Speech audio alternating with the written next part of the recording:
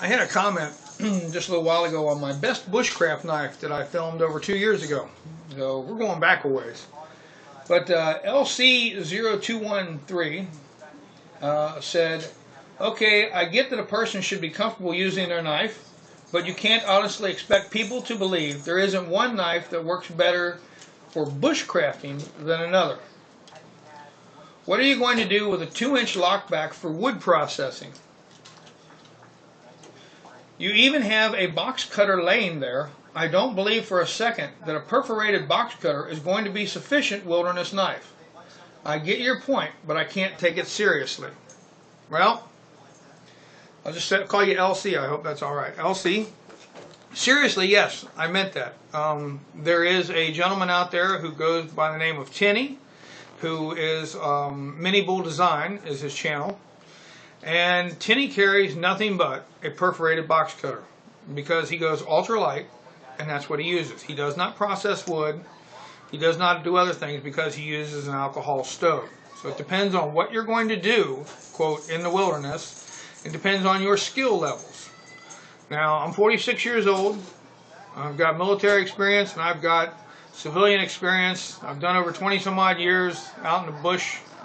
46, you know I've done over 20 years in the bush. But this is a knife that I choose to carry always, on me, always. And this is an 1.5 inch long blade. This is a straight knife with an 1.5 inch long blade. A steel knife is a comfort item to me. I carry a steel knife because I'm lazy. I like to be able to cut things by just pulling out a blade and cutting it. My friend Dan, who goes by Got Rocks in the Head, does not carry a steel knife. He carries rocks.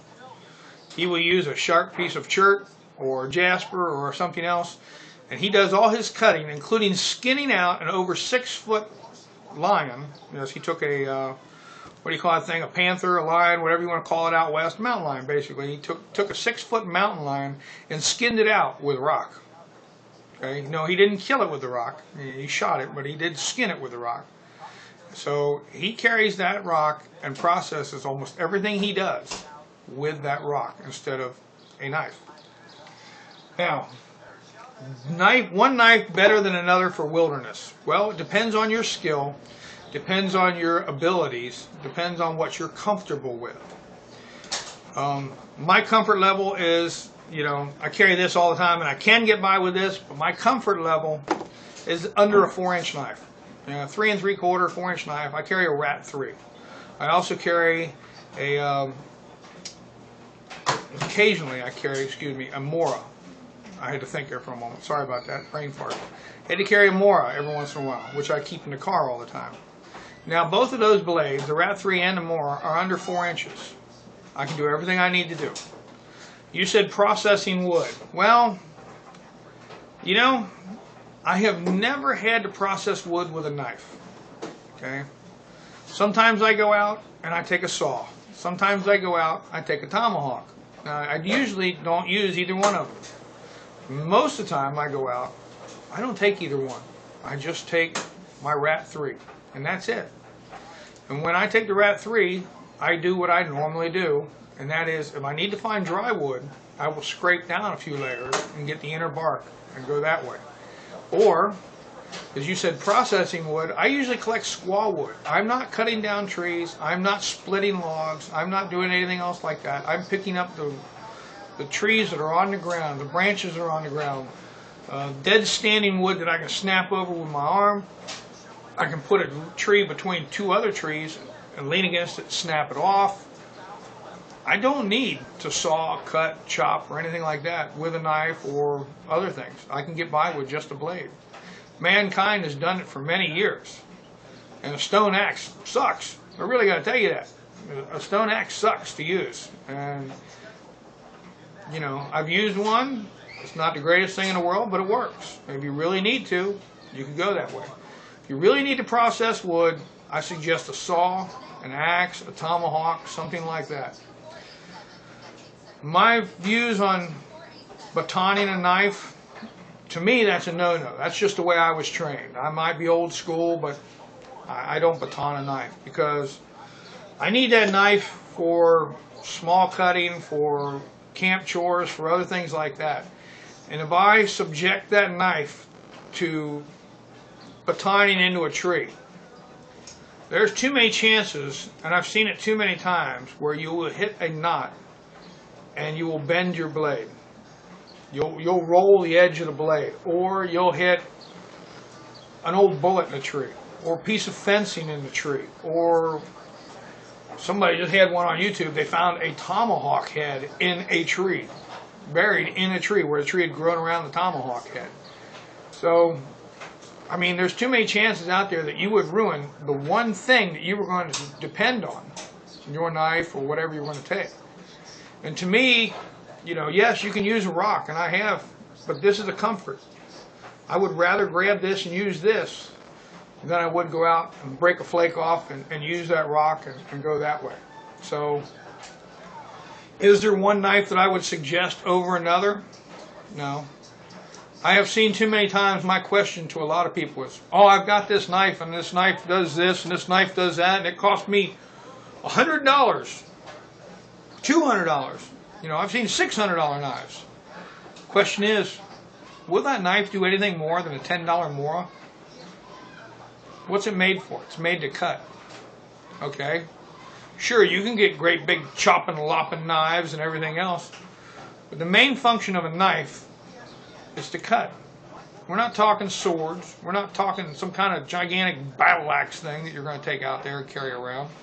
Because after a while, you get to realize that you don't want to take that much weight with you and carry it all around. It gets too heavy. It takes up too cumbersome. So my views on knife are a little bit different, but everybody has a view. But yeah, I'm serious. I can get by with a 3-inch blade, but I don't ask it to do anything more than cut.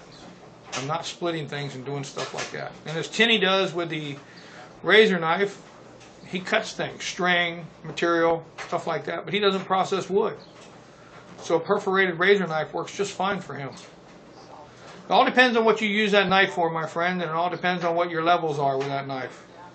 So whatever you're comfortable with. And if you want to take a $300 knife that's a foot long or whatever, and you're comfortable using that, by golly, go for it, my friend. That's you. I have no qualms about that. I'm not saying that you're wrong, I'm right, anybody else is wrong, anybody else is right. Chris Kane makes a wonderful survival tool, and it takes the place of a knife and an axe. Pretty much so is what it's made for. It's made to lop and chop, but it also has the ability to cut fine and do other things. It's a big blade, and if people are comfortable with that big blade, it is a wonderful tool. Okay, there are many different knife makers out there. You know, my friend Fishwolf, who made me this, and you know, other people out there, Wessex blades and sheepdog knives and everybody else. There's all kinds of different knives out there you can choose from. It all depends on what you like. Just like there's no survival gun that will do everything and anything and is perfect for all situations. You know, you can look at an old book called Tapping on Guns, okay, and it's an old book that has to do with, there is no perfect gun out there to use for whatever. It's everybody's individual thoughts. Some guy's going to say, oh, a 22 is the greatest gun, and somebody's going to say, no, a 222 is the greatest gun, and somebody's going to say a 12 gauge is the greatest gun. The same thing with that with a knife. Everybody's going to have their different opinion, you know. I'm going to say a Rat 3 because that's my favorite knife. Somebody else is going to say, oh, no, a Mora. And somebody else is going to say, oh, no, Chris Kane's tool. And somebody else is going to say, oh, no, you know, so-and-so's knife is better. It's all personal choice. It's all your skill level, and it's all what you are comfortable with. And if you can get by with this, more power to you, my friend. And I think the greatest is the guys out there like Dan, got rocks in head. He doesn't carry a blade. He just uses rocks. A lot of rocks out there. Hey, thank you for your comment there, LC, and I appreciate you hitting me up on that. I hope you stay tuned and watch. I got to get outside and shoot a video on some wild garlic, or should I say field garlic, and I'll get back with y'all later. So everybody have a good day, and I'll catch up with you later.